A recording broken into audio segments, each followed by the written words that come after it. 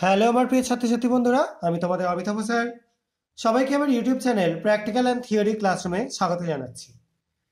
আজকে তোমাদের দুটো অ্যাসিড র্যাডিক্যাল টেস্ট করে দেখাবো।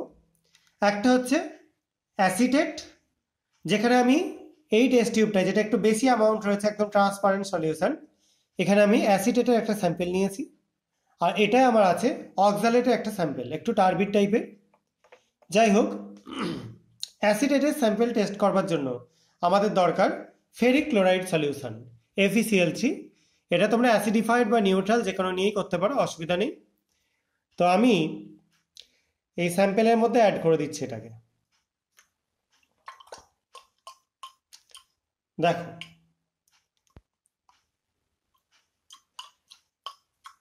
দেখতে পাচ্ছ রেডিশ অরেঞ্জ একটা কালারেশন তৈরি হচ্ছে।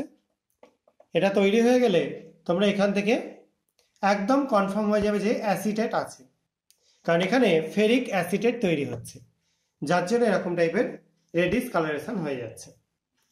এর পরেরটা যেটা, তার মধ্যে আমরা যোগ করে দেবো যে কোনো ক্যালসিয়াম সল্ট। আমি এখানে ক্যালসিয়াম ক্লোরাইড CaCl2 সলিউশন নিয়েছি, সেটাকে অ্যাড করে দিচ্ছি। তোমরা যে কোনো টাইপের ক্যালসিয়াম সল্ট দিতে পারো।